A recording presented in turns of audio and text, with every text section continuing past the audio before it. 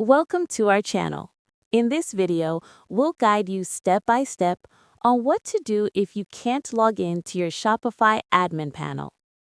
Following these steps will help you regain access quickly and securely. Step 1. Go to the Shopify login page. Open your browser and visit shopify.com/login. Make sure you are on the official website to avoid phishing attempts. Step 2. Enter your account email and click Next.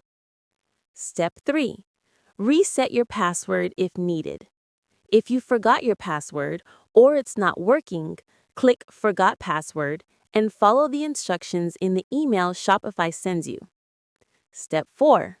Check two-factor authentication, or 2FA.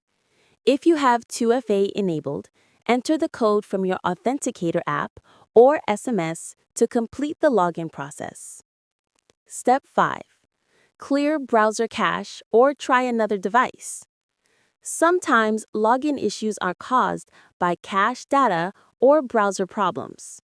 Clear your cache, try a different browser, or use a different device.